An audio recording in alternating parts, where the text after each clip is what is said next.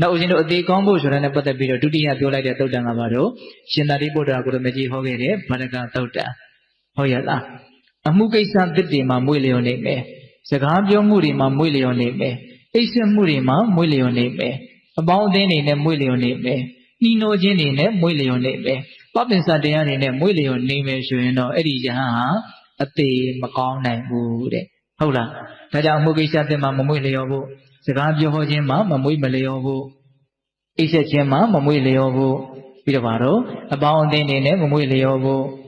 နှီးနှောခြင်းတွေနဲ့မမွေ့လျော်ဖို့တဏမာနဒိဋ္ဌိဆိုတဲ့ပပင်စတရားတွေနဲ့မမွေ့လျော်ဖို့စွမ်းအားရှိသမျှအာထုတ်ကြရမယ်ပေါ့အဲ့ဒါလိုအာထုတ်ခြင်းဒီပဲလေအသေးကောင်းအောင်ကြိုးစားတယ်ပေါ့ဒါဦးဇင်းတို့အသေးကောင်းဖို့ဆိုတာနဲ့ပတ်သက်ပြီးတော့အဲ့ဒီသုတ်တန်တစ်ပုဒ်ကိုပြောခဲ့တယ်ပေါ့နော်နောက်အသေးလွတ်ဖို့ဆိုတာနဲ့ပတ်သက်ပြီးတော့အခုစောစောကဗာပြောခဲ့တော့မောဂရာဇလူလင်ရဲ့အမေကိုမြတ်စွာဘုရားဖြေလိုက်တဲ့အဖြေဟုတ်ရဲ့လားတရားတော်အမြဲတမ်းတတိရှိရမယ်အတ္တနုဒိဋ္ဌိဝိဇ္ဇမိမိခန္ဓာမှာထင်ရှားရှိတဲ့ယုတ်နံကိုငါလို့သူလို့ထင်နေတဲ့ဒီအထင်မှားကိုပယ်နှုတ်နိုင်အောင်ကြိုးစားရမယ်သုံးညတော်လောကောအာဝကတုခန္ဓာဒီဟုသောလောကမှာနေစာဒုက္ခအတ္တဆိုတဲ့တန်ဖိုးတွေကင်းစိတ်နေတယ်နေစာဒုက္ခအနတ္တသာဖြစ်တယ်အဲဒါတန်ဖိုးနေတဲ့လောကဖြစ်တယ်ဆိုအမှန်တိုင်းဘာလို့အောင်မလို့သိရတယ်တဲ့အမြဲတမ်းသတိရှိရမယ်အတ္တဒိဋ္ဌိကိုပယ်နှုတ်ရမယ်တန်ဖိုးမရှိတဲ့သဘာဝကိုသိရမယ်ဒါဆိုလို့ရှိရင်အဲ့ဒီပုဂ္ဂိုလ်ဟာအသေးလွတ်အောင်ကြိုးစားနေတယ်လို့မဆိုနိုင်ဘူးလားအဲ့ဒီလိုအသေးလွတ်အောင်ကြိုးစားဖို့အတွက်ရှိတဲ့ဒီအရေးသွေး၃ချက်ကိုတပြိုင်တည်းပါဝင်သွားအောင်အတွက်သတိပဋ္ဌာန်ဘာဝနာလုပ်ကိုကြိုးစားအထောက်ကြရမယ်ပေါ့ဒါကြောင့်သတိပဋ္ဌာန်ကိုပွားများအထောက်ခြင်းသည်မိမိကိုယ်ကိုမိမိအသေးလွတ်အောင်ကြိုးစားအထောက်နေတာလို့မဆိုနိုင်ဘူးလားဆိုနိုင်တယ်ဒါကြောင့်ဘေးသက်ပေါင်းသူတော်တို့သည်ကိုယ့်ရဲ့ဘဝမှာတရားပေါက်တွေ့ကြုံရမယ်သိခြင်းတရားရင်ဆိုင်လာရတဲ့အခါမှာကောင်းကောင်းမွန်မွန်ရင်ဆိုင်နိုင်အောင်အသေးကောင်းဖို့အတွက်ကြိုးစားကြဖို့မလိုဘူးလားလိုတယ်အနိစ္စတင်ညာကိုပွားများကြမယ်ကျင့်ဖန်များစွာအလေးအလာပြုပြီးတော့အားထုတ်ကြမယ်ဆိုလို့ရှိရင်သဗ္ဗံကာမရာဂံပရိယာတိယတိကာမဂုဏ်အာယုန်ရဲ့ပုံမှာရွှဲမဲ့နေတဲ့လောဘတရားတွေကိုအကျွင်းမဲ့ကုံဆုံးသွားစေလိမ့်မယ်တဲ့နော်သဗ္ဗံအလုံးစုံသောကာမရာဂံကာမဂုဏ်အာယုန်ရဲ့ပုံမှာရွှဲမဲ့တဲ့ယာဂဆိုတဲ့လောဘတရားကိုပရိယာတိယတိလုံးဝကုံဆုံးသွားစေလိမ့်မယ်တဲ့သဗ္ဗံရူပရာဂံပရိယာတိယတိရုပ်တရားတွေရဲ့ပုံမှာစွဲမဲ့နေတဲ့အလုံးစုံသောယာကလောဘတရားတွေကိုကုန်ခန်းသွားစေလိမ့်မယ်တဲ့သဗ္ဗံဘဝရာဂံပရိယာတိယတိဘဝရဲ့ပုံမှာစွဲမဲ့နေတဲ့ဘဝရဲ့ပုံမှာတက်မဲ့နေတဲ့အလုံးစုံသောစွဲမဲ့မှုတွေကိုလည်းပဲကုန်ခန်းသွားစေလိမ့်မယ်သဗ္ဗံအဝိဇ္ဇံပရိယာတိယတိအလုံးစုံသောမတိမှုတွေကိုလည်းပဲကုန်ခန်းသွားစေလိမ့်မယ်သဗ္ဗံအတ္တမိမာနံတမုဟနတိယငါဆိုပြီးတော့အယံထောင်လွှားတဲ့မာမာနတွေကိုလည်းပဲအလုံးစုံပယ်နှုတ်ပြနိုင်လိမ့်မယ်လို့အကျိုးကျေးဇူး၅မျိုးပြောထားတယ်ပေါ့နော်နေစာတင်ညာကိုပွားများမယ်ကျင့်ဖန်များစွာကြိုးစားအထောက်မယ်ဆိုလို့ရှိရင်ကာမရာဂကိုကုန်ခန်းသွားစေလိမ့်မယ်ရုပ်ရဲ့ပုံမှာစွဲမဲ့တဲ့ရူပရာဂကိုလည်းကုန်ခန်းသွားစေလိမ့်မယ်ဘဝရဲ့ပုံမှာစွဲမဲ့တဲ့ဘဝရာဂကိုလည်းကုန်ခန်းသွားစေလိမ့်မယ်အဝိဇ္ဇာလို့ဆိုတဲ့မတိမှုမောဟဓာတ်တွေလည်းပဲကုန်ခန်းသွားစေလိမ့်မယ်အတ္တမိမာနလို့ဆိုတဲ့ကိုယ့်ကိုယ်အထင်ရောက်နေတဲ့မာနတွေကိုလည်းပဲပယ်နှုတ်ပြနိုင်လိမ့်မယ်တဲ့အကျိုးကျေးဇူးဘယ်နှမျိုးတော့၅မျိုးအဲ့ဒါအနိစ္စတင်ညာကိုပွားများလို့ရှိရင်ကျင့်ဖန်များစွာအလေးလာပြုပြီးတော့အထုတ်မယ်ဆိုရင်အဲ့ဒီအကျိုးကျေးဇူး၅မျိုးရမယ်လို့မြတ်စွာဘုရားဟောအဲ့တော့အနိစ္စတင်ညာဆိုတာဘာလို့အနိစ္စဆိုတာကမတည်မြဲတာတင်ညာဆိုတာကအမှတ်ရတာနော်မတည်မြဲမှုကိုအမှတ်ရတာနော်ဒီဖြစ်ပေါ်နေတဲ့သဘာဝတရားတွေရဲ့နော်တည်မြဲမနေတဲ့အနေအထားကိုအမှတ်ရတာဟုတ်လားဆိုကြပါစို့ဒကာကြီးဒီမကြီးများမိမိခန္ဓာမှာထင်ရှားဖြစ်ပေါ်နေတဲ့ယုံ nant သဘာဝတရားတွေရဲ့ပုံမှာသတိထားတိုင်းဒီသတိထားခဲ့တဲ့သတိအထားခံရတဲ့ယုံ nant ရောသတိထားတတ်တဲ့သဘာဝရောအတွဲလိုက်ပြီးဆုံးလိုက်နေတယ်ဆိုတဲ့အနိစ္စသဘောကိုသတိထားတဲ့အလေးချင်းများလာတဲ့နဲ့များအထိုက်လျောက်နားလည်မှုသိမှုဆိုတာရှိမလာနိုင်ဘူးလားရှိလာတယ်နော် စောစောကဖြစ်ခဲ့တဲ့ခုတင်လေးဖြစ်ခဲ့တဲ့နော်ယုတ်တဲ့နန္ဒသဘာဝတရားလေးခုတင်လေးကိုအတိလိုက်ပြီးတော့တိလိုက်တဲ့ဒီသဘာဝတရားလေးနောက်ထပ်တိတရားတစ်ခုဖြစ်လာတာနဲ့ကိုတိလိုက်ပြန်တယ်စောစောကတိခဲ့တာလေးမရှိတော့ဟုတ်တယ်မို့လားအဲ့ဒါဘာလဲလို့မေးရင်အနေစာပဲလေဟုတ်လားဒါကဥစဉ်တို့ဒီတိုင်းပဲပြောမှပဲနားလည်မှာပေါ့နော်ဟုတ်လားတကယ်တမ်းကတော့ကိုကတတိကိုတလက်ဆက်ထားမယ်ဆိုရင်တတိထားလိုက်တိုင်းနော်ဖြစ်တဲ့သဘောကိုကိုဟာသိရရောက်တယ်ပေါ့ဟုတ်တယ်မို့လားတတိထားလိုက်တိုင်းဖြစ်တဲ့သဘောကိုသိရရောက်တယ်နောက်ထပ်ဖြစ်လာပြန်ပြီသိလိုက်ပြန်ပြီဖြစ်လာပြန်ပြီသိလိုက်ပြန်ပြီသိလိုက်တိုင်းနော်သူ့အရင်သိခဲ့တဲ့သိเสียနဲ့သိတတ်တာတွေဟာချုပ်ဆုံးလိုက်နေတယ်ပြီးဆုံးလိုက်နေတယ်ဆိုတာအလွန်မှမတင်ကြဘူးလားတင်ကြတယ်အဲ့ဒါဘာလဲလို့မေးရင်အနေစာပဲနော်ယုတ်တဏ္ဍတို့ရဲ့အနေစာသဘာဝအဲ့ဒါကိုပိဋကပေါင်းသူတော်ကောင်းတို့ကအမှတ်ရနေဖို့လိုတယ်သိနေဖို့လိုတယ်ပေါ့နော်အဲ့ဒီမမြဲမှုမတည်မှုဒါကိုအမှတ်ရတဲ့တင်ညာကိုဘာလို့ခေါ်တော့အနေစာတင်ညာအဲ့ဒီအနေစာတင်ညာကိုပွားများမယ်ကျင့်ပန်းများစွာဖြစ်စေမယ်ဆိုလို့ရှိရင်အကျိုးကျေးဇူး၅မျိုးတောင်မြတ်စွာဘုရားဟောတာနော်အကျိုးကျေးဇူး၅မျိုးက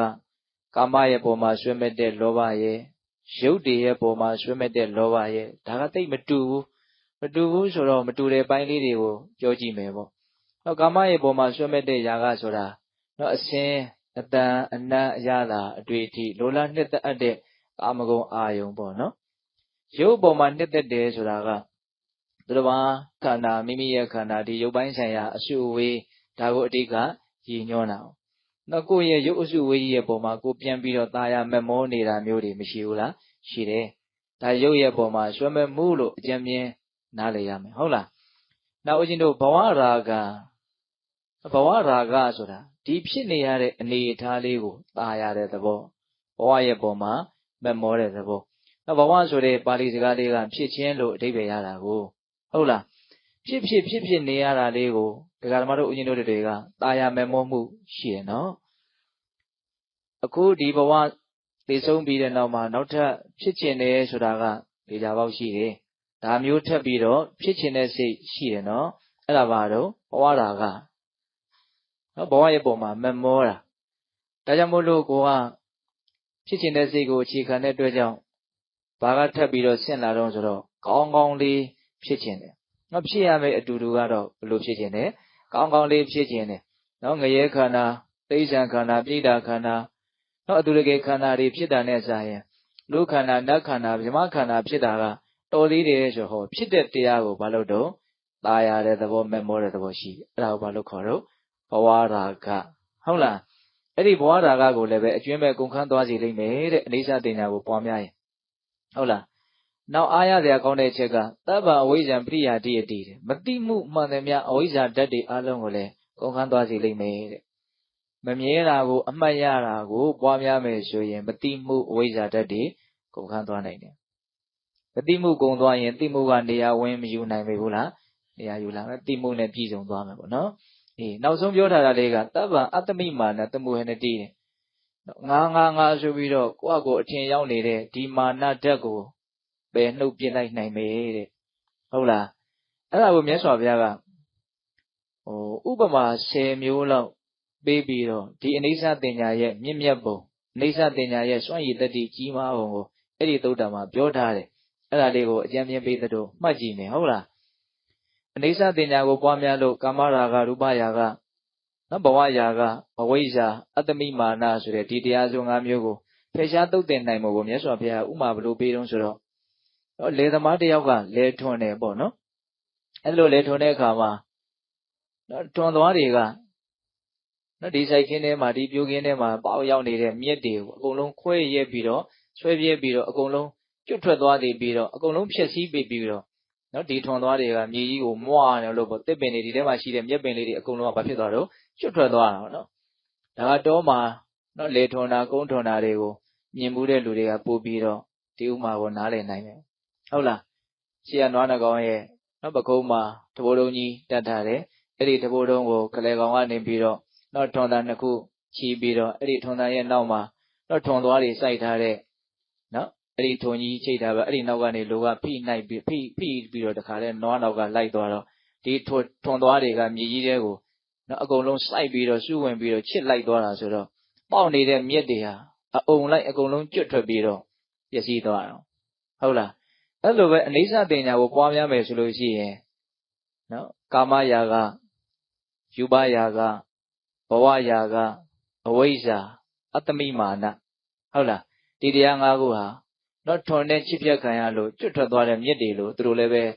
အပြီးပိုင်းကျွတ်သွားမယ်လို့အဲ့လိုမြတ်စွာဘုရားဥမာပေးတာဟုတ်လားဒါကပထမပေးတဲ့ဥမာက10ချက်တောင်ပေးတာနော်နောက်ဒုတိယဥမာကဘာပေးတော့ဆိုတော့ဘုရင်တို့မျက်ရိပ်တဲ့ပုဂ္ဂိုလ်စာထဲမှာရေးထားတော့ဖြူဆန်မျက်လို့ဒီလိုရေးတယ်အဲ့မျက်ရိပ်ပြီးတဲ့နောက်မှာသူကအဲ့ဒီမျက်ကိုအဖျားကနေကင်ပြီးတော့ခါလိုက်တယ်ဆိုရင်အရင်မှာမျက်တူလေးတွေရှိတာပေါ့နော်အဲ့ဒါလေးတွေကအကုန်လုံးကျွတ်ထွက်ပြီးတော့ဒီပြနေရာရောက်သွားနော်မျက်အရှိလေးတွေရက်စီစီလေးကြံတယ်နော်အဲ့ဒီလိုမျက်ရိပ်တာကသူကနွားကျွေးဖို့ရိတ်သလားဒါမှမဟုတ်မြက်ကိုဖြာတို့ဘာတို့ရက်ဖို့ပဲရိတ်သလားဒါတော့ဘုရားစဉ်းစားကြည့်တာဗောနော်ကြံကြံဖန်မှာသူကမျက်ရိပ်ပြီးရင်မျက်ကိုအဖြာအနေကင်ပြီးတော့ခါချလိုက်လို့ရှိရင်အရင်မှရှိနေတဲ့နော်အတက်ကလေးတွေအညွန့်လေးတွေဘာလေးတွေအကုန်လုံးအောက်မှာအမျက်တူလေးတွေရှိအဲ့ဒါတွေကအကုန်လုံးကျွတ်ထွက်သွားအောင်အဲ့ဒါနဲ့ဥမာပေးတာမြတ်စွာဘုရားဟုတ်လားအနိစ္စတင်ညာကိုပွားများလို့ရှိရင်ခုပြောခဲ့တဲ့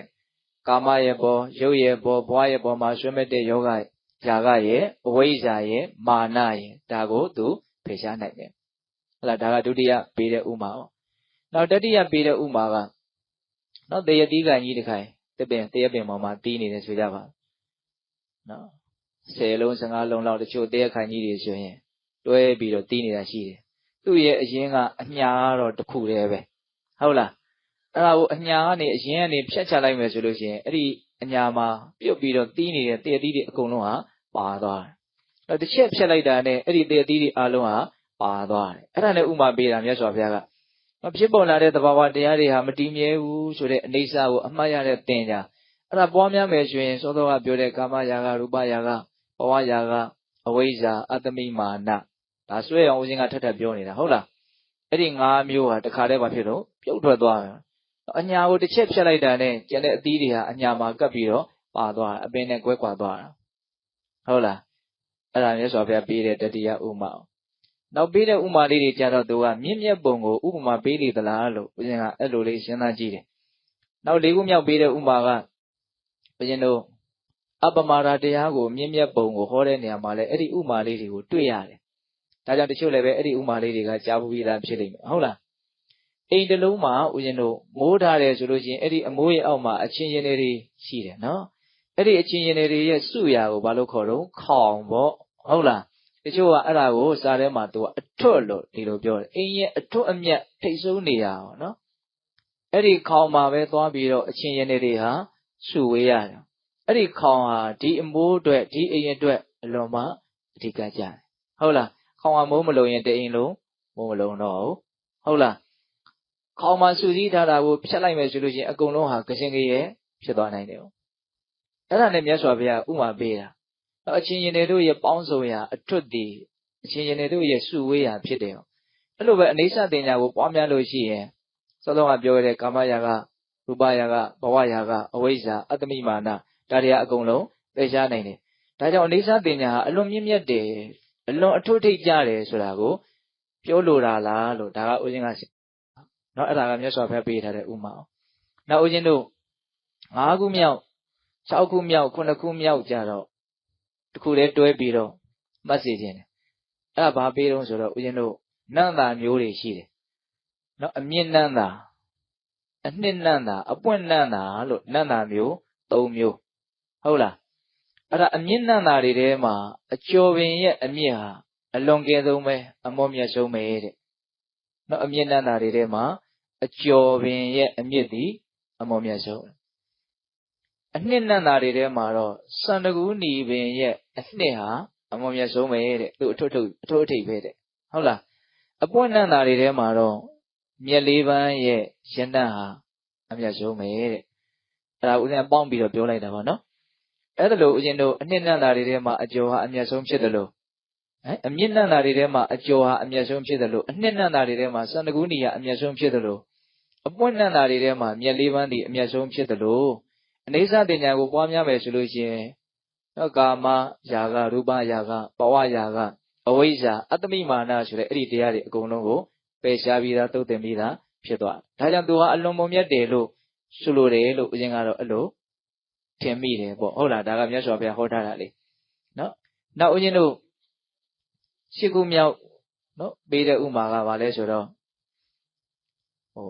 အယံမင်းငယ်တွေထဲမှာစကြဝဠာမင်းဟာအမျက်ဆုံးပဲတဲ့နော်ဒီကမ္ဘာလောကမှာရှိတဲ့မြေပြင်ကိုပိုင်းခြားပြီးတော့အုပ်ချုပ်နေကြတဲ့နော်မင်းတွေရှိခေတ်ကဆိုတော့စော်ဘွားတွေနေသားပေသားတွေပေါ့နော်ထားပါတော့အဲ့လိုဘယင်တွေထဲမှာနော်တရားသဖြင့်အုပ်ချုပ်တဲ့စကြဝဠာမင်းဟာအမျက်ဆုံးပဲတဲ့ကျန်တာတွေကသူ့ရဲ့နောက်လိုက်ပဲဖြစ်တယ်ဟုတ်လားအဲ့ဒါအနိစ္စတင်ညာကိုမြတ်စွာဘုရားကအလွန်မွန်မြတ်တဲ့တရားဆိုတာကိုပုံပေါ်စေခြင်းလို့အဲ့ဒီလိုဥမာပေးတယ်လို့ဦးဇင်းကတော့ထင်တယ်ပေါ့နော်အဲ့ဒါအနိစ္စတင်ညာကိုပွားများရင်ဘယ်နဲ့ကြောင့်အမျက်ဆုံးဖြစ်ရအောင်ဆိုစောစောကပြောတဲ့ကာမယာကရူပယာကဘဝယာကအဝိဇ္ဇာအတ္တမိမာနဒီတရားတွေကိုအကျွင်းမဲ့ဖယ်ရှားသုတ်သင်ဖြစ်နိုင်တယ်ဟုတ်လားမာနကိုကြတော့နော်ပယ်တယ်နော်ဟိုတရားတွေကိုကြတော့ပိယတိယတိနော်ကုန်ခန်းစီတယ်ဒီလိုလေးသုံးနှုံးတာလေးတွေတော့ကွဲပြားခြားနားမှုရှိတယ်ပေါ့ဟုတ်လားအေးနောက်ဦးဇင်းတို့ကိုးခုမြောက်ဥမာကြတော့ဘာပြောတုံဆိုတော့ဟောညခါမှာနက္ခတ္တရာခြေတကာစုံတဲ့အချိန်မှာကြည့်မယ်ဆိုရင်ကောင်းငယ်မှာနော်သူလင်းရောင်လေးနဲ့သူမိတ်တုံတချို့လည်းပဲခက်လင်းပေါ့လေနော်ခြေတာယာတွေမရှိဘူးလားရှိတယ်အဲ့ဒီနက္ခတ္တရာခြေတကာတွေထဲမှာလရဲ့အလင်းရောင်ဟာအလွန်မိုးနိုင်ဆုံးဖြစ်တယ်တဲ့ဘယ်နက္ခတ္တရာခြေတကာမှလရဲ့အယောင်ကိုမမီဘူးတဲ့နော်လကအလွန်ကဲဆုံးအသာလွန်ဆုံးအယောင်ရှိတယ်ပေါ့နက္ခတ္တရာခြေတကာထဲမှာအဲ့လိုပဲအိဋ္ဌတင်ညာကိုပွားများရင်ကာမယာကရူပယာကဘဝယာကအဝိဇ္ဇာအတ္တမိမာနဒီ၅မျိုးအလွတ်တောင်ရမယ်ထင်တယ်နော်ကာမယာကရူပယာကဘဝယာက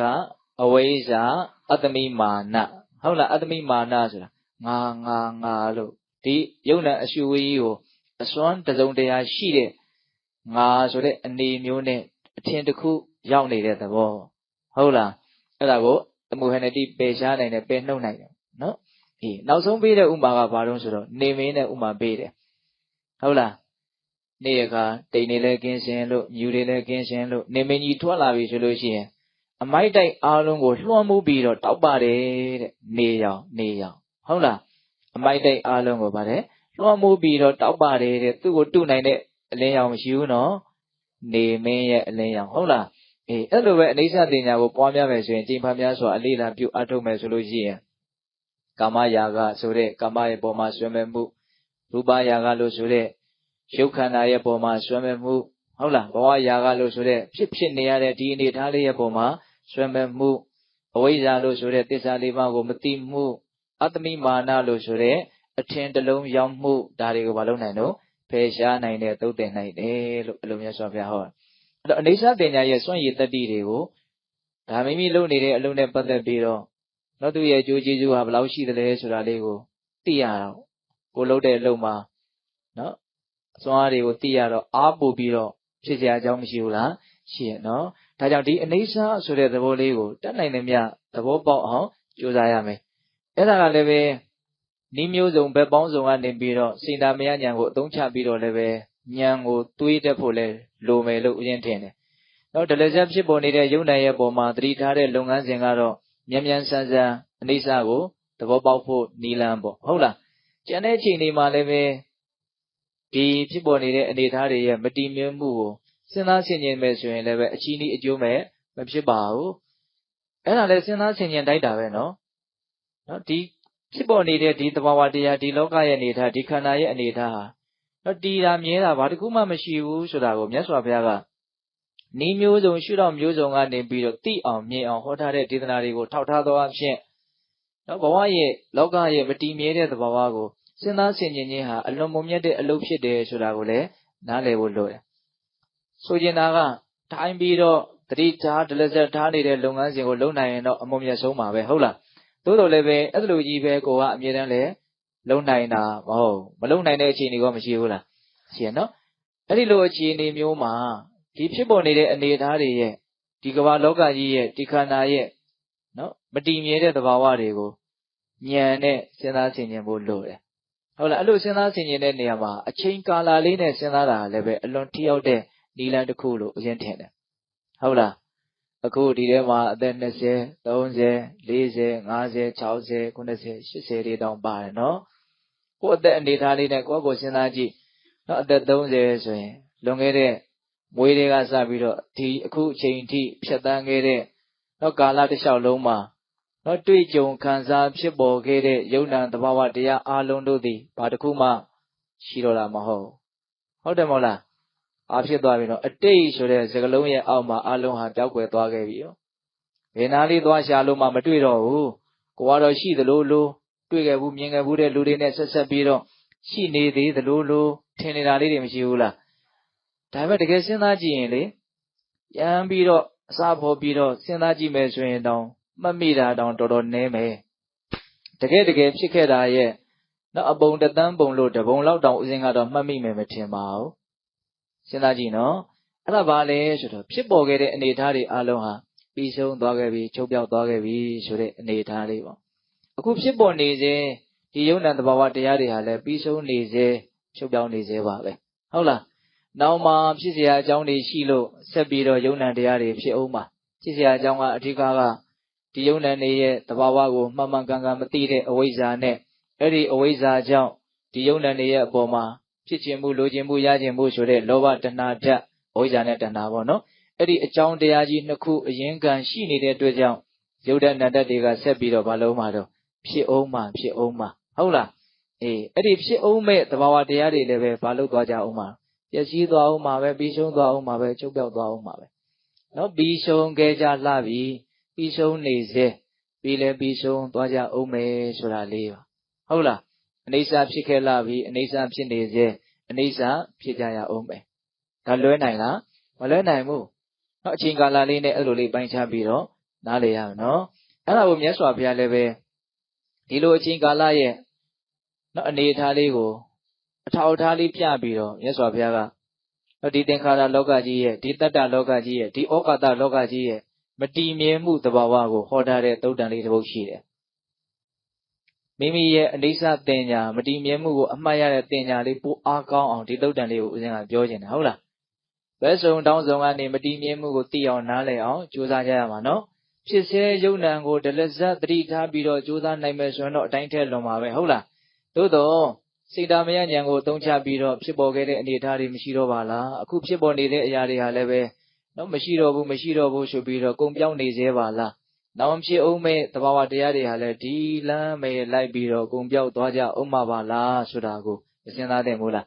စဉ်းစားတယ်နော်အဲ့ဒါကိုမြတ်စွာဘုရားဦးဇင်းတို့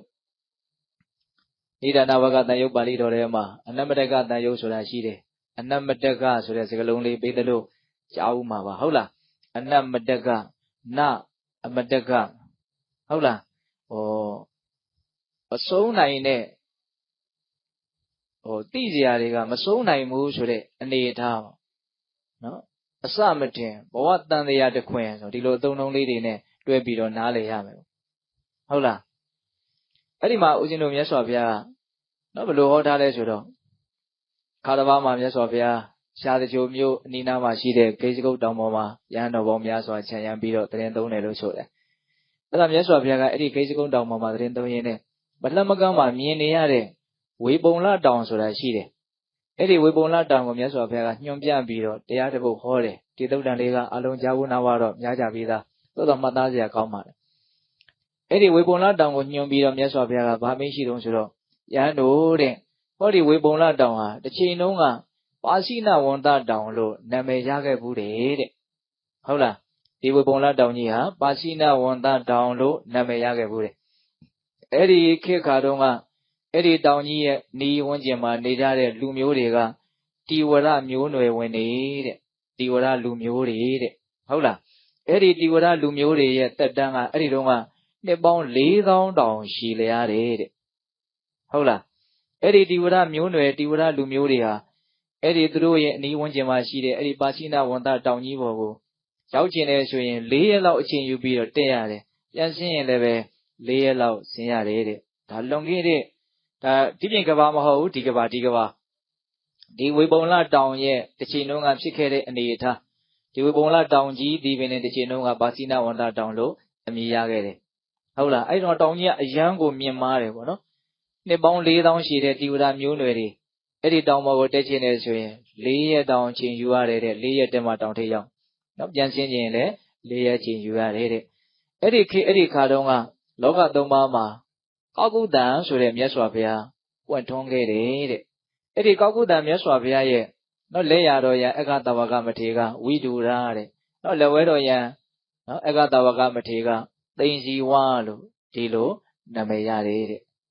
ဖြစ်ခဲ့တာတွေကိုမြတ်စွာဘုရားပြောပြတာနော်အခုကြည်ပါတဲ့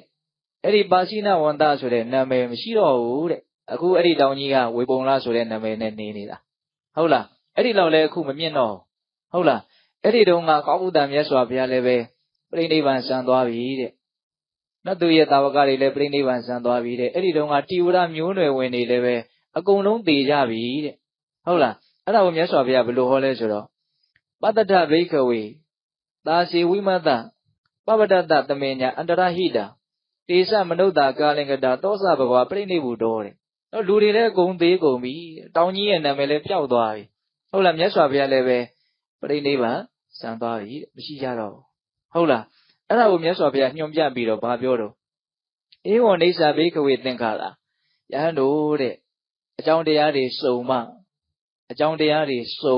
ဖြစ်လာနိုင်တဲ့ကိုသင်္ခါရလို့နာမည်ပေးတာဟုတ်လားဧဝံဤသို့သင်္ခါရတရားတွေဟာအနိစ္စမတည်ကြဘူးမမြဲကြဘူးတဲ့ဟုတ်လားဧဝံအတုဝဘိက္ခဝေသင်္ခါရအဲ့ဒါလိုပဲသင်္ခါရတရားတွေဟာနော်မခိုင်မာကြဘူးတဲ့အတုဝဆိုတာမခိုင်မာဘူးလို့ပြောတာဟုတ်လားအနိစ္စဆိုတာမတည်မြဲဘူးလို့ပြောတာနော်ဧဝံအနတ္တတိကဘိက္ခဝေသင်္ခါရဤနည်းဤပုံပဲတဲ့သင်္ခါရတရားတွေဟာနော်သက်တာယာမရှိဘူးတဲ့နော်သင်္ခါရတရားတွေကဘာလဲတော့သက်တာယာမရှိဘူးတဲ့နှိစ္စခံရတဲ့သဘောလို့ဆိုလိုတာပါဟုတ်လားအနတ္တတိကနော်သက်တာယာမရှိဘူးနော်အဲ့ဒါလိုမြတ်စွာဘုရားအမိန့်ရှိပြီးတော့ယာဝံရှိတံဘိက္ခဝေလမေဝသဗ္ဗသင်္ခါရေတုနိဗ္ဗိန္တိတုံအလံဝိရစီတုံအလံဝိမု सी တုံတဲ့ဒီစကားလေးကတော့မကြာခဏမြတ်စွာဘုရားဟောတယ်ပတ်သားကြလည်းလွန်ကောင်းမှာပြောတာတော့ယာဝံရှိတံဘိက္ခဝေအလမေဝသဗ္ဗသင်္ခါရေတုနိဗ္ဗိန္တိတုံဘိက္ခဝေယံတော်တို့တဲ့သဗ္ဗသင်္ခါရေတုအလုံးစုံသောသင်္ခါရတရားတို့၌နိဗ္ဗိန္တိတုံညီးငွေခြင်းကအလမေဝသင်္လာတိတာတဲ့အဖြစ်ပြီးတော့ဒီလိုပဲပျောက်ပြက်သွားတယ်နောက်ထပ်ဖြစ်ပြန်တယ်ဒီလိုပဲပျောက်ပြက်သွားတယ်ဒီသဘာဝတရားကြီးရဲ့ပုံမှာတကယ်တမ်းဉာဏ်နဲ့စဉ်းစားကြည့်မယ်ဆိုလို့ရှိရင်အကောင်းမဟုတ်ဘူးဆိုတဲ့အမြင်နဲ့ညီးငွေတဲ့စိတ်ဖြစ်တဲ့တဲ့ဟုတ်လားအလမေဝသင်္လာတိတာဒီဆိုတဲ့အသုံးနှုန်းလေးဟုတ်လားနိဗ္ဗိန္တိတုံညီးငွေခြင်းကအလမေဝသင်္လာတိတာဒီတဲ့ဖြစ်တဲ့ညီးငွေတဲ့စိတ်လေးဖြစ်တဲ့လို့ပြောတာတရားတော်တို့ဦးဇင်းတို့တွေကမညီးငွေကြဘူးဆိုတာကအဲ့ဒီဖြစ်ပေါ်လာလိုက်ပျောက်ပြက်သွားလိုက်ဖြစ်ပေါ်လာလိုက်ပျောက်ပြက်သွားလိုက်ဒလဇက်ပြီးဆုံးလိုက်နေတဲ့ဒီအနိစ္စသဘောကိုမမြင်လို့ညီးငွေတဲ့ညီးငွေလိုက်တဲ့တရားရဲ့ပုံမှာညီးငွေမှုကမလာတာဟုတ်လားအနိစ္စကိုကြင်ဖန်များစွာမြင်မယ်ဆိုရင်မညီးငွေတဲ့အကြောင်းမရှိဘူးနော်အဲ့ဒါမြတ်စွာဘုရားကအနိစ္စကိုညွှန်ပြပြီးတော့နော်သင်္ခါရတရားတွေရဲ့ပုံမှာအလွန်အမင်းညီးငွေခြင်းကတင့်တယ်တဲ့နော်ပြီးတော့ဗာပြောတော့အလံဝိရစီတုံသင်္ခါရတရားတွေရဲ့ပုံမှာတက်မဲ့မှုကင်းခြင်းကအလံသင့်လာတည်တာတဲ့ဒါတွေကိုသိပြီးတော့စွဲမနေနဲ့မက်မနေနဲ့လို့ပြောတာနော်စွဲမက်တယ်ဆိုတဲ့စကားလုံးလေးနော်စွဲတယ်မက်တယ်နော်စွဲတယ်ဆိုတာခဏခဏစိတ်ထဲရှိနေတယ်ဟုတ်လားမက်တယ်ဆိုတာကျတော့နည်းနည်းတောင်ပြင်းထန်သွားတဲ့သဘောရှိတယ်မက်မောမှုဟုတ်လားမရမနေနိုင်ဆိုတဲ့အဓိပ္ပာယ်ထိသူကတော့တရားမှုရှိမယ်လို့ထင်တယ်ဒီစကားလုံးလေးကဟုတ်လားအေးအဲ့တော့ဝိရစီတုံဆိုတာဘာပြောတာတော့စွဲမဲ့မှုကင်းခြင်းကအလံသင်္လာတည်တာတွေအလံဝိမု सी တုံလွတ်မြောက်ခြင်းကအလံသင့်လာတည်တာတွေဒီဒုက္ခတွေကနေလွတ်သွားတဲ့တဲ့လွတ်အောင်လုပ်တဲ့နေပေါ့ဒါကဆွဲမဲ့မှုကင်းမှလွတ်မြောက်မှုဆိုတာကရနိုင်တာပါတော့ဆွဲမဲ့မှုကင်းတယ်ဆိုတာကမဲ့ဉဏ်ကိုဆိုလိုတာလွတ်မြောက်တယ်ဆိုတာကပုံဉဏ်ကိုဆိုလိုတာလို့ဒီလိုလည်းပဲအကျဉ်းမြင်မှတ်သားရမယ်ပေါ့နော်ဒါကတော့စာပေအရာအဲ့လိုမျိုးနားလည်ကြည့်ရမှာပေါ့ဟုတ်လားအေးအဲ့တော့မြတ်စွာဘုရားကတော့တစ်ချိန်လုံးကဖြစ်ခဲ့တဲ့အနေအထားလေးကိုအဲ့လိုညွှန်ပြပြီးတော့အနိစ္စသဘာဝကိုမြင်အောင်ကြည့်ပြီးတော့ဒီအနေအထားကြီးကိုညီငွေတဲ့စိတ်ကိုဖြစ်အောင်ကြိုးစားရမယ်။ဒီအနေအထားကြီးရဲ့အပေါ်မှာဆွဲမဲ့မှုကင်းအောင်ကြိုးစားရမယ်။ဒီအနေအထားဆိုးကနေလွတ်မြောက်အောင်ကြိုးစားရမယ်လို့ဒီလိုဟောတာ။ဟုတ်လားဒါကဦးဇင်းတို့နော်တသိတ္တေသဒီတောင်ကြီးရဲ့တမိုင်းကြောင်း ဆက်ပြီးတော့မြတ်စွာဘုရားဘာဟောပြန်တော့သုံးသေးဘူးနော်ယဟန်တို့တဲ့အဲ့ဒီတုန်းကပါဠိနဝန္တလို့အမည်ရခဲ့တဲ့အခုဝေပုံလလို့အမည်ရခဲ့တဲ့တောင်ကြီးကနောက်ခေတ်ကာလတွေကြားလာတဲ့အခါကျတော့နာမည်ပြောင်းသွားပြန်နေတဲ့အဲ့ဒါဘာလဲဆိုတော့ဝင်ကကလို့နာမည်ရပြန်နေတဲ့အဲ့ဒီတောင်ကြီးနာမည်ကဟုတ်လားအဲ့ဒီလိုတောင်ကြီးကဝင်ကကလို့အမည်ရနေတဲ့အချိန်မှာအဲ့ဒီတောင်ကြီးဝန်းကျင်မှာနေထိုင်စားတောက်ပြီးတော့ကျင်းလဲကျက်စားနေကြတဲ့လူသားတွေရဲ့မျိုးနွယ်ကဘာတော့ဆိုတော့ရောဟိတတဟုတ်လားရောဟိတတမျိုးနွယ်တွေတဲ့အဲ့ဒီရောဟိတတမျိုးနွယ်လူသားတွေဟာအဲ့ဒီတုန်းကနှစ်ပေါင်း3000လောက်အသက်ရှိတယ်တဲ့ဟုတ်လားအဲ့ဒီလူသားတွေဟာအဲ့ဒီဝင်ကကတောင်ကြီးပေါ်ကိုထိတ်ထိရောက်တက်ချင်တယ်ဆိုရင်3ရက်လောက်အချိန်ယူရတယ်ဆင်းကျင်ရင်3ရက်လောက်ဆင်းရတယ်နော်ကာလကြာလာတဲ့အခါမှာတောင်ကြီးကလည်းနှိမ့်သွားတဲ့သဘောရှိတယ်နော်တက်တန်းကလည်းတိုးလိုက်လာတဲ့သဘောရှိတယ်နော်4000ကနေပဲရောက်သွား3000အထိကျသွားတယ်ဟုတ်လားအဲ့ဒီတုန်းကအဲ့ဒီခေတ်အဲ့ဒီခါမှာလောကသုံးပါးမှာကောဏဂုံဆိုတဲ့မြတ်စွာဘုရားပွင့်နေတဲ့ဒါဒီကဘာမှာဖြစ်နေတဲ့သမိုင်းကြောင်းကိုမြတ်စွာဘုရားတပ်ပညုဒဉာဏ်နဲ့ကြည့်ပြီးတော့ပြောတာပါနောက်အခုခေတ်သမိုင်းပညာရှင်တွေတော့ဓာတ်သဘာဝတွေကိုခွဲခြမ်းဝေဖန်ပြီးတော့လွန်ခဲ့တဲ့နှစ်တန်းပေါင်းဘယ်နှထောင်ကဘယ်နှသောင်းကပြောတာတွေတော့ဦးဇင်းတို့တော့နားမလည်ဘူးပေါ့ဟုတ်လားဒါပေမဲ့မြတ်စွာဘုရားကတော့ဒါဖြစ်ပျက်ခဲ့တဲ့အနေအထားတွေကိုအကုန်လုံးသမိုင်းကြောင်းနဲ့ခြီးပြီးတော့ပြောပြတာတကယ်သိသိလိုခြင်းအ내ဒိဗေကတော့မတည်မြဲဘူးဆိုတာလေးကိုသိသိကျင်တာပါဟုတ်လားဦးဇင်းတို့ဆရာကြီးနန္ဒသိန်းသန်ကြီးတဲ့မရက်ဖြံများကိုဖြတ်တန်းနေသောစိတ်ကူးများဆိုတဲ့ဇာဝတ္ထုရှိတယ်အဲ့ဒီထဲမှာသမိုင်းပညာရှင်တွေမြေကြီးတွေတူးကြဆွားရတဲ့အခါမှာအမျိုးမျိုးတွေ့ရှိချက်တွေကိုအခြေခံပြီးတော့တစ်ချိန်လုံးကကြီးကျယ်ခမ်းနားတဲ့မြို့ကြီးတွေနောက်ပေရာနဲ့ချီပြီးတော့ကြီးတဲ့အုတ်တွေတောင်ရှိတယ်လို့ဆိုတယ်အံ့ဩစရာပဲနော်လူသားတွေမျိုးနွယ်တွေလူမျိုးစုတွေအမျိုးမျိုးတီဆောက်တဲ့မြို့ကြီးတွေတခြားသောမျိုးနွယ်တွေကလာရောက်တိုက်ခိုက်ဖျက်ဆီးတယ်သူတို့ကလွှမ်းမိုးသွားကြပြန်တဲ့တခါအဲ့ဒါတဲ့အားကောင်းတာတွေကနှစ်ရာနဲ့ချီလာတဲ့ခါကျမှလာပြီးတော့ဖျက်ဆီးကြပြန်ရောဒီလိုနဲ့ဒါတန်တရားလဲနေတာဟုတ်လားတီဆောက်ကြတယ်ပြီးရင်လူတွေကပဲဖြိုဖျက်ပြစ်ကြပြန်တယ်တချို့ကြတော့လဲကာလကြာတော့သူပျက်စီးသွားတာတွေလည်းရှိတယ်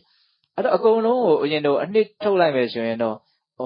ဘာမှမတည်မြဲပါလားဆိုတာကြီးပဲအဖြေရတယ်ဟုတ်တယ်မဟုတ်လားခုမြတ်စွာဘုရားအဲ့ဒါတမိုင်းကြောင်းနဲ့ခြီးပြီးတော့ပြောတာနော်အဲ့ဒီလူသားတွေနှစ်ပေါင်း3000လောက်တက်တန်းရှိတဲ့ကာလမှာပွင့်တော်မူတဲ့ဘုရားကဘာတဲ့တော့ကောဏဂုံတဲ့အဲ့ဒီကောဏဂုံမြတ်စွာဘုရားရဲ့လက်ရတော်ယံကနော်ဘိန်ယောတတဲ့လက်ဝဲတော်ယံကဥဒ္ဒရာဆိုတော့ထင်ရှားတယ်တဲ့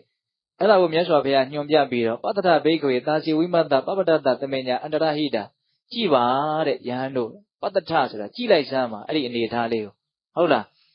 းနော်ပပ္ပတ္တအဲ့ဒီတောင်ကြီးရဲ့သမညာနာမည်ဟာလည်းအန္တရာဟိတာကိုပြောက်ခဲ့ပြီတဲ့အဲ့ဒီဝင်ကကဆိုတဲ့နာမည်ဘယ်သူမှမသိတော့ဘူးမြတ်စွာဘုရားဟောပြလို့တာသိရတာဒါမြတ်စွာဘုရားခေတ်ကအဲ့ဒီတောင်ကနာမည်ကဘာလဲတော့ဝေပုံလားလို့ဖြစ်နေပြီဟုတ်လားတေသမနုဿာကာလင်္ကတာအဲ့ဒီတုန်းကရောဟိတတလူသားတွေဟာအကုန်လုံးသိသွားကြပြီတဲ့မရှိတော့ဘူးတဲ့ဟုတ်လားသောစဘဝပြိဋိဘုတော်တဲ့မြတ်စွာဘုရားလည်းပဲကောဏဂုံမြတ်စွာဘုရားလည်းပြိဋိဘံစံသွားပြီတဲ့နော်ဧဝံအိစ္ဆာဘိက္ခဝေသင်္ခါရတရားတွေဟာအဲ့ဒါလိုမတည်မြဲတဲ့သဘောရှိတယ်ဧဝံအိစ္ဆာဘိက္ခဝေနော်ဧဝံအတုဝဘိက္ခဝေသင်္ခါရတရားတွေဟာအဲ့ဒါလိုမခိုင်မြဲတဲ့မခိုင်မာတဲ့သဘောရှိတယ်နော်ဧဝံအနတ္တတိကဘိက္ခဝေနော်သင်္ခါရတရားတွေဟာအဲ့ဒါလိုနော်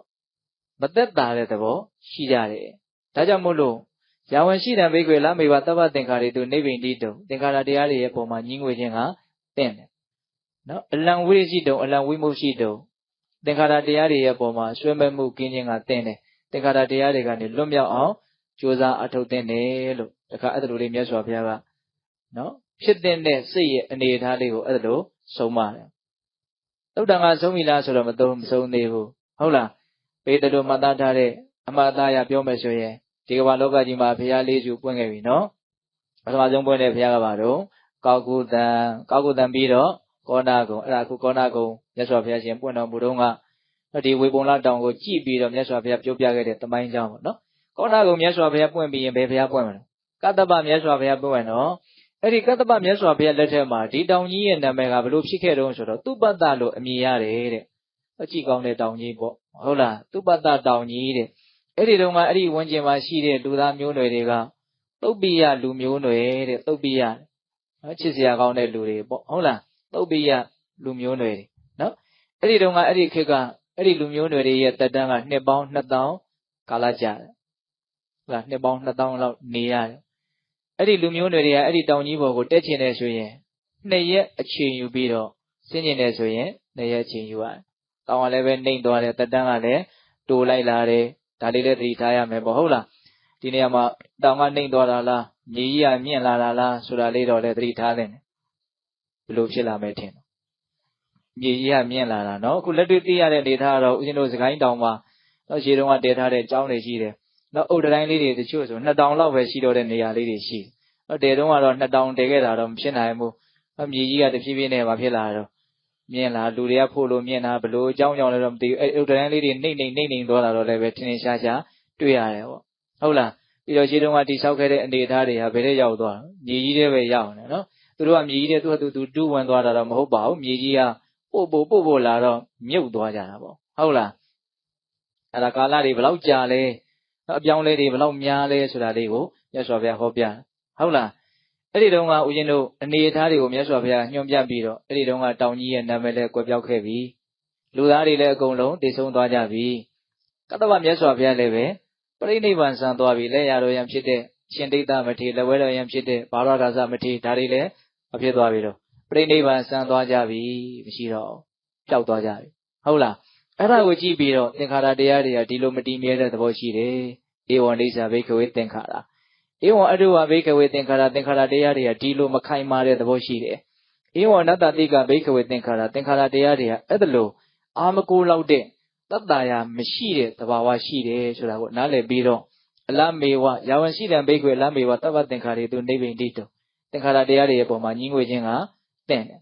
အလံဝိရိရှိတုံအလံဝိမုရှိတုံနော်ဆွဲမဲ့မှုကင်းခြင်းကတင့်တယ်လွတ်မြောက်ခြင်းကတင့်တယ်လို့ဟောတစ်ချက်မြတ်စွာဘုရားအဲ့လိုဆုံးမပြန်အဲ့ဒီမှာလက်တွေ့အနေအထားကိုမြတ်စွာဘုရားကပြပြန်တယ်အခုပြောခဲ့တာတွေကအတိတ်ကာလကအနေအထားတွေကိုကြည့်ပြီးတော့သဘာဝလောကကြီးရဲ့အကြောင်းကိုမှန်မှန်ကန်ကန်သဘောပေါက်ဖို့ဟုတ်တယ်မဟုတ်လားအတိတ်ကာလအနေအထားတွေကိုကြည့်ပြီးတော့သဘောပေါက်တာနော်ဒါကြောင့်တရားဓမ္မတို့ဦးဇင်းတို့လည်းပဲဒါတွေအများကြီးစဉ်းစားကြည့်မယ်ဆိုလို့ရှိရင်တတိတံဝေကဉာဏ်ပညာတွေရတဲ့အကြောင်းမရှိဘူးလားရှိရနော်ဖြစ်ခဲ့တဲ့အနေအထားတွေမျိုးစုံပါပဲပြီးတော့လည်းပဲအကုန်လုံးပြီးသွားကြတာတချို့ဆိုဘာမှတောင်မသိနိုင်တော့ပါဘူး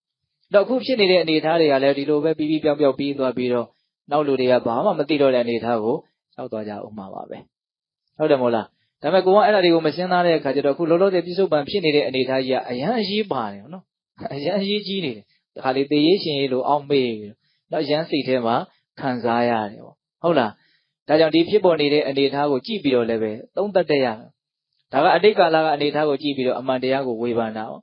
အဲ့တော့အခုဖြစ်ပေါ်နေတဲ့ပြစ္ဆုတ်ပံကာလကိုကြည့်ပြီးတော့လည်းပဲမြတ်စွာဘုရားဘယ်လိုဝေဖန်ပြတော့ဟောလာပြီနော်ဘာပြောတော့ယဟန်တို့တဲ့အဲ့ဒီတုန်းကနာမည်အမျိုးမျိုးနဲ့ထင်ရှားခဲ့တဲ့ဒီတောင်ကြီးဟာအခုအဘုရားရဲ့လက်ထက်မှာဝေပုံလားဆိုတဲ့နာမည်နဲ့ထင်ရှားနေတယ်တဲ့လူတွေကတောင်ကြီးဝေပုံလားလို့ခေါ်ကြတယ်ပေါ့ဟုတ်လားဒီတောင်ကြီးဝန်းကျင်မှာအခုနေထိုင်နေကြတဲ့လူမျိုးတွေကမာဂရကလူမျိုးတွေတဲ့နော်မဂရလို့လည်းပဲအတူကခေါ်တဲ့လူမျိုးတွေပေါ့ဟုတ်လားမဂရမျိုးနွယ်အဲ့ဒီမဂရမျိုးနွယ်လူသားတွေရဲ့တက်တန်းကဘယ်လောက်ရှိတော့100တဲ့သူကြတော့ကြာတာကများလွန်းတယ်နော်စောတော်တုန်းကတော့4000က3000 3000က2000 2000က1000ဟုတ်လား3000က4000အဲ4000က3000 3000က2000ဒါကြာအခု2000ကနေပဲထိကြာတယ်အဲ့ဒါကပိုးပြီးတော့ကာလမြန်းကြာလေသလားလို့ဒါဦးဇင်းကတော့စဉ်းစားကြည့်တာပေါ့နော်ကတ္တဗမြတ်စွာဘုရားနဲ့ဂေါတမမြတ်စွာဘုရားရဲ့ဈာကာလအနေထားကပိုးမြန်းကြာလေသလားလို့တက်တန်းကိုလည်းကြည့်ပြီးတော့စဉ်းစားမိတယ်ဟုတ်လားပြီးတော့အဲ့ဒီဝေပုံလတောင်ကြီးဘော်ကိုရောက်ချင်တယ်ဆိုရင်တမဟုတ်နဲ့ရောက်နိုင်တယ်တဲ့တမဟုတ်နဲ့ပြန်ပြီးတော့ဆင်းတယ်နော်ခဏလေးတက်လိုက်ခဏလေးဆင်းလိုက်တောင်လည်းသိပ်ပြီးတော့မမြင်တော့ဟုတ်လားအဲ့တော့ကတ္တဗမြတ်စွာဘုရားရဲ့လက်ထက်နဲ့ဦးဇင်းတို့မြတ်စွာဘုရားရဲ့လက်ထက်ကအရန်ကိုကာလကြာမြင့်ခဲ့မယ်ဆိုတဲ့အနေအထားကတော့မှန်းလို့မရဘူးလားရရနော်အဲ့ဒီမှာမြတ်စွာဘုရားကလက်ရတော်ရံကသာရိပုတ္တန်ဖြစ်တယ်လက်ဝဲတော်ရံကရှင်မမောဂလန်ဖြစ်တယ်လို့လက်တွေ့အနေအထားလေးကိုပြောပြပြီးတော့ဘာပြောတော့ယဟန်တို့တဲ့ကြည့်ပါတဲ့ဟောဒီဝေပုံလတောင်ဆိုတဲ့နာမည်ဟာလည်းကြောက်ွယ်သွားအောင်မှာပါတဲ့အခုအိန္ဒိယမှာအဲ့ဒီတောင်ကိုဘယ်လိုများခေါ်နေလဲတော့မသိဘူးဟုတ်လားငါဘုရားလည်းပြိဋိဘံဆံသွားအောင်ပါတဲ့တာဝကတွေလည်းအကုန်လုံးပြိဋိဘံဆံသွားအောင်ပါဟောဒီမကရကမျိုးနွယ်တွေအကုန်လုံးလည်းပဲတေဆုံးပြောက်ွယ်သွားကြအောင်ပါတဲ့လောကကြီးကအဲ့လိုမတည်မြဲတဲ့သဘောရှိတယ်မခိုင်မာတဲ့သဘောရှိတယ်အာမကိုလောက်တဲ့သဘောရှိတယ်ဒါကြောင့်ဒီလောကသဘာဝရဲ့ပုံမှာနော်ညီငွေခြင်းကတင့်တယ်ဆွဲမဲ့မှုကင်းခြင်းကတင့်တယ်လွတ်မြောက်ခြင်းကတင့်တယ်လို့အဲ့ဒီမှာလည်းမြတ်စွာဘုရားအဲ့ဒီတိုင်းဟောတာဟုတ်တယ်မဟုတ်လား အဲ့တော့ဒကာဓမ္မတို့ဦးဇင်းတို့ဒီသုတ်တံကိုနားတဲ့အခါမှာဘာနည်းယူစရာရှိလဲနော်အတိတ်ကာလကအနေထားတွေကိုကြည့်ပြီးတော့အနေစာဟဲ့အဓိကသိရမယ့်အချက်ကလေးကဒါပဲဟုတ်လားအခုပြစ္ဆုတ်ပံမှာဖြစ်နေတဲ့အနေထားကိုသိပြီးတော့လည်းပဲစဉ်းစားပြီးတော့လည်းပဲဘလို့သိတဲ့နော်အနေစာလို့ပဲသိတဲ့နဲ့ပျက်စီးသွားအောင်မှာပဲလေပျက်စီးနေခြင်းနဲ့ပျက်စီးတဲ့စီကိုအပြီးပိုင်းပျက်စီးတဲ့စီကိုရောက်သွားအောင်မှာဦးဇင်းတို့ပြောနေကြစကားလေးတစ်ခွန်းရှိပါတယ်တချို့လည်းမှတ်မိမယ်ထင်ပါတယ်ဦးဇင်းတရားနားတဲ့အလေးထားရှိတဲ့ပုဂ္ဂိုလ်ဘဝဆိုတာဘယ်လိုသဘောရှိလဲဆိုတော့ဘဝဆိုတာပျက်စီးရင်းနဲ့ပျက်စီးခြင်းစီကိုသွားနေတာနော်ပျက်စီးရင်းနဲ့ပျက်စီးခြင်းစီကိုသွားနေတာပျက်စီးခြင်းနဲ့ဆိုတာကအနိစ္စကိုရည်ညွှန်းတာပျက်စီးခြင်းစီကိုဆိုတာကမရဏကိုရည်ညွှန်းတာမတူနော်အနိစ္စဆိုတဲ့စကားလုံးနဲ့မရဏဆိုတဲ့စကားလုံးအသုံးလုံးတူလားဗျာတူနော်အနိစ္စဆိုတာကဒလဇက်ဖြစ်ပေါ်ပြီးတော့ဒလဇက်ပျောက်ကွယ်လိုက်နေတဲ့သဘောဒလဇက်ဖြစ်တယ်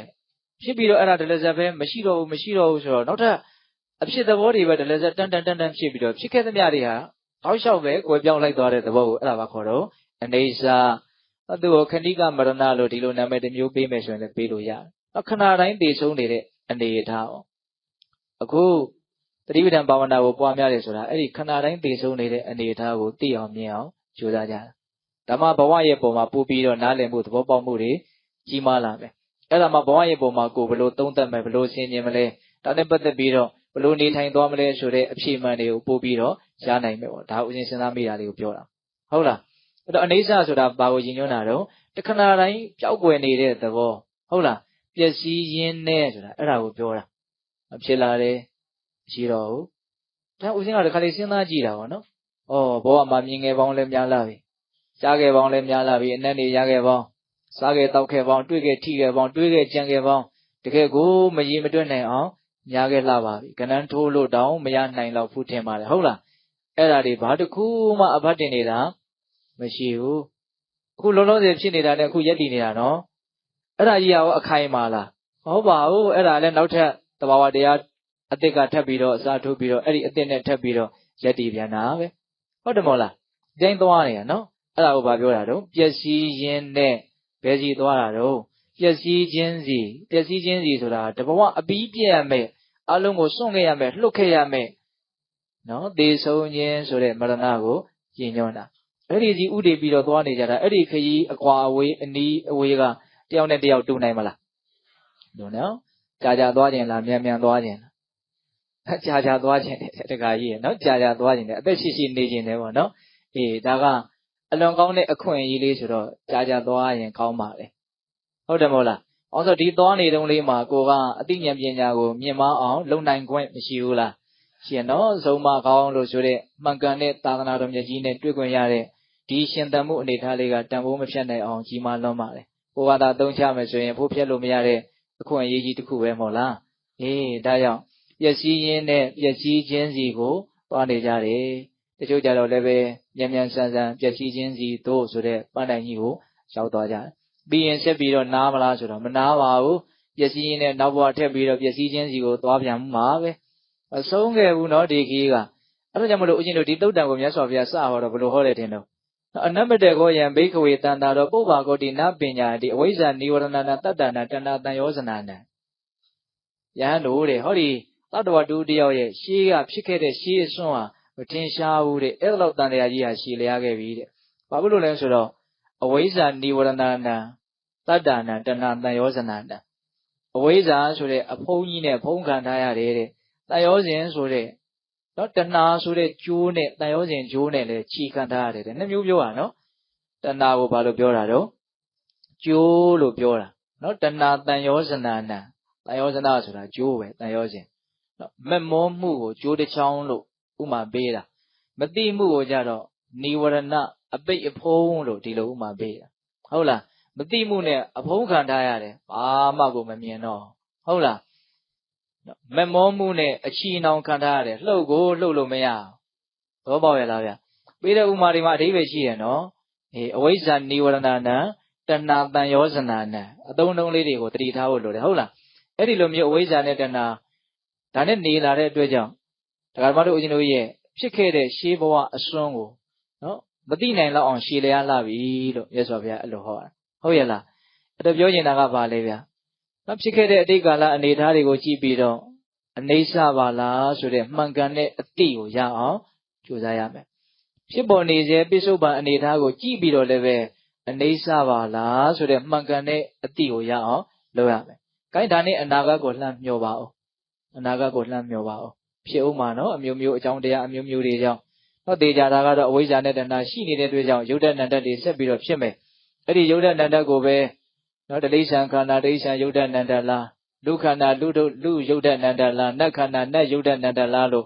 အပေါ်ယံကွဲပြားခြားနားမှုကတော့ကံတရားပေါ်မှာမူတည်မယ်ပေါ့နော်။ကောင်းတဲ့ကံတရားဆိုရင်ကောင်းတဲ့ကံတရားကနောက်ကောင်းတဲ့မကောင်းတဲ့ယုံနယ်နေနဲ့ဆိုင်ရင်ကောင်းတဲ့ယုံနယ်နေလို့ပြောလို့ရမယ်ဘဝကောင်းတွေကိုဖန်တီးမယ်ပေါ့ဟုတ်လားမကောင်းတဲ့ကံတရားတွေကတော့မကောင်းတဲ့ယုံညံ့တဲ့ဘဝခန္ဓာတွေကိုဖန်တီးမယ်ဒါတွေပိသတို့အလုံးနားလည်ကြပြီးသားကျွမ်းကျင်ကြပြီးသားဟုတ်လားအဲ့တော့တေချာတာကတော့ဘာတွေပဲဆက်ဖြစ်အဲ့ဒီအနာဂတ်မှာဆက်ဖြစ်မဲ့ယုံနယ်တို့ရဲ့အနေအထားကိုမျှော်မှန်းကြည့်လိုက်မယ်ဆိုရင်လည်းအဖြစ်မှန်ကဘာပဲထွက်မလဲအနေစာလို့ပဲထွက်မှာပဲစဉ်းစားတော့ကာလသုံးပါးဖြစ်ခဲ့ပြီဘာမှမရှိတော့ဖြစ်နေသေးသူလည်းပဲသွားနေတာပဲဟုတ်တယ်မဟုတ်လားဖြစ်အောင်မယ်ဆိုတာတွေလည်းပဲသွားအောင်မှာပဲဒီလက်တွင်းကလို့ကိုမလို့ဒါကိုချင်းတို့လေဒီဆိုဘုရားကြီးကတော့အနိစ္စမီးရဲ့လောင်ကျွမ်းတာကိုအမြဲတမ်းခံရတယ်အနိစ္စစက်ကြီးရဲ့ဝါမျိုးတာကိုအမြဲတမ်းခံရတယ်လို့ဒီလိုသုံးနှုန်းပြီးတော့ရေးတာတွေရှိနော်ဒါကြောင့်ချင်းတို့ပြေးတဲ့ပေါင်းတော်အောင်တို့အခုပြောလိုက်တဲ့သုတ်တန်လေးကဒီအနိစ္စဆိုတဲ့မှန်ကန်တဲ့အတိလေးကိုနော်ရဖို့အတွက်အထောက်အကူပြုမဲ့စဉ်းစားပုံစဉ်းစားနည်းလေးတွေကိုဒါမြတ်စွာဘုရားဘယ်လိုဟောပြသွားလဲဆိုတာလေးကိုနီးယူစရာလေးပေါ့နော်မြတ်စွာဘုရားကတော့ဒါအတိတ်ကာလကဖြစ်ခဲ့တဲ့အနေအထားတစ်ခုကိုအခြေခံပြီးတော့အနိစ္စကိုပေါ်လွင်အောင်ပြောပြတယ်အခုပြစ္ဆုတ်ပံမှာဖြစ်နေတာကိုထောက်ပြပြီးတော့လည်းပဲဒါလည်းပဲပြီးသွားအောင်ပါပဲလို့ဒီလိုမြတ်စွာဘုရားဟောတာဟုတ်လားနေ့လေတုန်းကတော့ဦးဇင်းကိုတကားလေးတယောက်ကရှောက်တယ်ဘုံဘုံကတပည့်တော်ရဲ့ကျေးဇူးရှင်ပါတဲ့ဘာဖြစ်လို့တုံးကွယ်လို့မေးတော့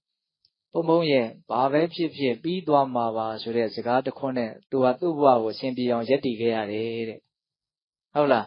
ဝမ်းသာပါတယ်လို့နော်ဘာတဲ့တော့ဘာပဲဖြစ်ဖြစ်ပြီးသွားမှာပါတဲ့ဟုတ်လားအဲ့တော့ဒါကအနေစာဆိုတဲ့စကားလုံးထဲမှာအကျုံးဝင်မို့လားအဲ့ဒါကိုပို့ပြီးတော့ပြည့်စုံအောင်စဉ်းစားတတ်ဖို့လိုတယ်နော်ဘာပဲဖြစ်ခဲ့ပြီးသွားခဲ့ပြီမရှိတော့ဘာပဲဖြစ်နေပြီးသွားမှာပါဟုတ်လားဘာပဲဆက်ပြီးတော့ဖြစ်အဲ့ဒါလည်းပြီးသွားအောင်ပါပဲဟုတ်တယ်မဟုတ်လားမပြီးအောင်မစူမရက်တန့်ထားလို့မရဘူးအခိုင်အမာသဘောမဟုတ်ဘူးအခိုက်အတန့်သဘောဟုတ်လားအခိုက်အတန့်သဘောလေးတွေဆက်ဖြစ်နေတာဟုတ်လားအခိုင်အမာသဘောတစ်ခုမှမရှိဘူးနော်အဲ့ဒီအမှန်တရားကိုသိအောင်မြင်အောင်အခုတရားဓမ္မတို့အရင်တို့ကြိုးစားကြရတာနော်အဓိကဘာကိုနော်လက်ကင်ထားပြီးတော့ကြိုးစားကြရတာလဲလို့မေးရင်တတိကိုလက်ကင်ထားရနော်အဲ့ဒီတတိလေးဖြစ်အောင်ဘာနဲ့ကြိုးစားရတော့ဝရိယနဲ့ကြိုးစားရတယ်လုံအောင်မဟဲ့ဟုတ်လားအဲ့ဒီဝရိယဆိုတဲ့ထက်သန်မှုလေးအထုံးမှုလေးကဘာကိုခြေခံနေတော့ယုံကြည်မှုကိုခြေခံနေဟုတ်တယ်မဟုတ်လားဒါလှုပ်တဲ့လှုပ်ထိုက်တယ်အလွန်ကောင်းတဲ့အလုံးလို့ယုံကြည်မှုရှိရင်ရှိသလောက်ဝရိယကတက်လာမှာဟုတ်လားဝရိယတက်ရင်တက်သလောက်ပါရှိလာမလို့တတိရှိလာနော်တတိရှိရင်ရှိသလောက်တတိထားရင်ထားသလောက်ပါဖြစ်လာမလို့သမာဓိဆိုတဲ့တည်ငြိမ်နိုင်မှုစူးစိုက်နိုင်မှုတိဖို့အခြေခံအစာပြိုးလေးတွေကိုဒါပြောတာပါဟုတ်လားအဲ့ဒီသမာဓိဆိုတာရှိလာမှသဘာဝတွေရဲ့အကြောင်းကိုမှန်မှန်ကန်ကန်သိတဲ့နားလေတဲ့ပညာဆိုတာဖြစ်ပေါ်လာသူကတော့ဆရာကြီးပဲနော်အထွတ်အထိပ်တရားဟာဘာလဲလို့မေးရင်ပညာပဲဒါကြောင့်အိန္ဒိယတရားတွေကိုမြတ်စွာဘုရားဟောတဲ့နေရာမှာယဟန်တို့တဲ့သိမှုပညာအတွက်ပဲကျန်တာတွေကလိုအပ်တယ်ဆိုတဲ့အဓိပ္ပာယ်ကိုပြောတာတရားတရားရှိဖို့ဆိုတာလဲသိဖို့အတွက်ကလေးတရားတရားရှိဖို့ပြောတာဝရိယရှိဖို့ဆိုတာလဲသိဖို့အတွက်ဝရိယရှိကြရတာတတိထားဆိုတာလဲသိဖို့အတွက်ထားရတာသမာဓိရှိပါဆိုတာလဲသိဖို့အတွက်ပဲရှိရတာဘာအတွက်သိဖို့အတွက်မှန်မှန်ကန်ကန်သိဖို့ပညာနော်အဲ့ဒီသိမှုပညာရှိလာပြီဆိုရင်ကျန်တာတွေကလည်းပို့ပြီးတော့ခိုင်မာသွားတဲ့သဘောရှိတယ်အဲ့ဒါကိုမြတ်စွာဘုရားဥမာပေးတာဦးဇင်းကအရန်သဘောကျတယ်ဒါဦးဇင်းတို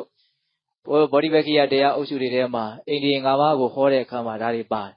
ဟုတ်လားဆိုကြပါစို့တဲ့မူးတွေမတ်တွေကပဲဝိုင်းပြီးတော့ဘယင်မြောက်လိုက်တယ်နော်ဒီမင်းသားလေးကိုရှင်ဘယင်မြောက်လိုက်တယ်အဲ့ဒီရှင်ဘယင်မြောက်မဲ့ဒီမူးတွေမတ်တွေရဲ့နေရာလဲခိုင်မြဲသွားတယ်တဲ့ဟောအချင်းချင်းနော်တရားရဲ့ဝရိယရဲ့တတိရဲ့တမာတိရဲ့ပဲပညာကိုမင်းမြောက်လိုက်တယ် အဲ့ဒီပညာဘယင်ဖြစ်သွားပြီအထွတ်ထိပ်ရောက်သွားပြီဆိုရင်အဲ့ဒီပညာကြောင့်ပဲဒီသရဝရိယတတိသမารီလည်းပြန်ပြီးတော့ခိုင်မြဲသွားတယ်တဲ့အလွန်ကောင်းတဲ့ဥမာအဲ့ဒီဥမာကိုထပ်ပြီးတော့မြတ်စွာဘုရားဟောပြန်တယ်အချင်းရင်တွေဟာခေါင်မှာသွားပြီးတော့စုမိတယ်အဲ့ဒီမှာအထွတ်ဆိုတဲ့ခေါင်လေးကိုခိုင်ခိုင်မာမာလှုပ်လိုက်တာနဲ့အဲ့ဒီအချင်းရင်တွေကလည်းပို့ပြီးတော့ခိုင်မြဲသွားတယ်အချင်းရင်တွေတို့ကြောင့်အထွတ်ဟာတီလို့ရတယ်လို့အထွတ်ဖြစ်သွားပြီဆိုတာနဲ့အချင်းရင်တွေကလည်းမဖြစ်သွားတော့ခိုင်မြဲသွားတယ်သရဝရိယတတိသမารီကြောင့်ပညာဆိုတာဖြစ်ထွန်းလာတာနော်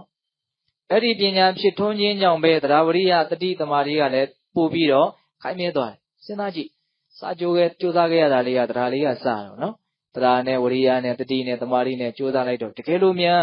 သောတပတိမေညာဘုံညာအထိဉာဏ်ပညာအဆင့်မြင့်သွားမယ်ဆိုရင်တရားတရားဘယ်တော့မှမလှုပ်တော့အဲ့ဒီတရားတရားလုံးဝတည်တံ့ခိုင်မြဲသွားပြီလို့မဆိုနိုင်ဘူးလားတော့အခုတရားဓမ္မတို့ဦးဇင်းတို့တရားတရားကလည်းမခိုင်သေးဘူးဘာလို့မခိုင်တာသူ့ကိုခိုင်အောင်လုပ်ပေမဲ့ပညာမရှိသေးဘူးအဲ့ဒါတရားတရားကလည်းအဲ့လိုခိုင်မြဲတဲ့ပညာရအောင်သူလည်းပဲမင်းမမြောက်နိုင်သေးဘူးသဘောပေါက်လားဦးဇင်းပြောတာ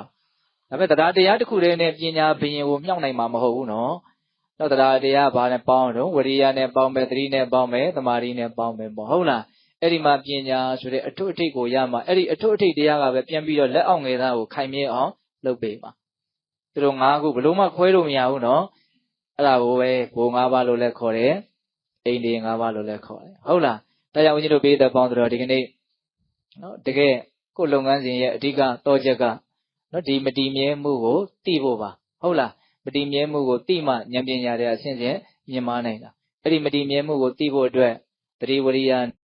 နဲ့ကြိုးစားကြရတာဟုတ်လားအခုပြောတာကတော့အဲ့လိုကြိုးစားတာလေကြိုးစားဖို့လိုသလိုစဉ်းစားဆင်ခြင်တဲ့ဘက်မှာလည်းပဲကြိုးစားမှုကိုထောက်ကူပြုဖို့အတွက်လိုအပ်ချက်မရှိဘူးလားရှိရနော်ဒါကြောင့်မြတ်စွာဘုရားလည်းဟောထားတာပေါ့ဟုတ်လားဒါကြောင့်အတိတ်ကလောတုန်းကဘလို့ဖြစ်ခဲ့တယ်အဲ့ဒါတွေမရှိတော့ပါဘူးခုလောလောဆယ်ဖြစ်နေတယ်ဒါတွေလည်းပြီးသွားအောင်ပါနော်နောင်ဆက်ဖြစ်မဲ့အရာတွေလည်းတေချာပေါက်ပြီးသွားအောင်ပါပဲချုပ်ပြောက်သွားအောင်ပါပဲဟုတ်လားဒါကြောင့်ဒီအနိစ္စကိုဘာလို့ဖို့လို့တော့အမှတ်ရဖို့လိုတယ်အဲ့ဒီအနိစ္စကိုအမှတ်ရတာကိုဘာလို့ခေါ်တော့အနိစ္စတင်ညာဒါစဟောတဲ့သုတ်တံကအဲ့ဒါပဲဟုတ်လားအနိစ္စတင်ညာကိုပွားများမယ်ဆိုရင်မှတ်မိသေးလားတရား၅လုံးနော်ကာမယာဂယူပယာဂဘဝယာဂအဝိဇ္ဇာအတ္တမိမာနနော်ဘယ်နှမျိုးပယ်နိုင်တော့၅မျိုးဟုတ်လားအေးဒါကြောင့်ဦးဇင်းတို့ပေးတဲ့ပေါင်းသူတော်ကောင်းတို့ဒီနော်တရားတရားကိုအခြေခံဝိရိယနဲ့ပြင်းထန်စွာအထုတ်ပြီးတော့တတိတရားကိုခိုင်မြဲစွာတည်တံ့အောင်ကြိုးစားအထုတ်ခြင်းဖြင့်နော်တမာတိပညာနော်မြင့်မြတ်တဲ့သူတော်ကောင်းတရားတွေကိုထိရောက်အောင်ကြိုးစားအထုတ်နိုင်ကြတဲ့သူတော်ကောင်းတွေဖြစ်ကြပါစေလို့ဦးဇင်းတို့ဆန္ဒပြုပြီးတော့ဒီကနေ့ပြုလို့အထုတ်အပ်သောဒါနသီလတမာတိပညာကုသိုလ်ကောင်းမှုအစုစုတို့ရဲ့စွမ်းတတ္တိကြောင့်ဘုရားတပည့်တော်တို့သည်မဉ္ဇဉ်ဘုညာမျက်နှိပ်ပံကိုလင်းမြန်ထုတ်ချောင်းမျက်မှောက်ပြုပါရစေကုန်သောဟုပတ္တနာအောင်စုပြုကြကုန်ရာတည်း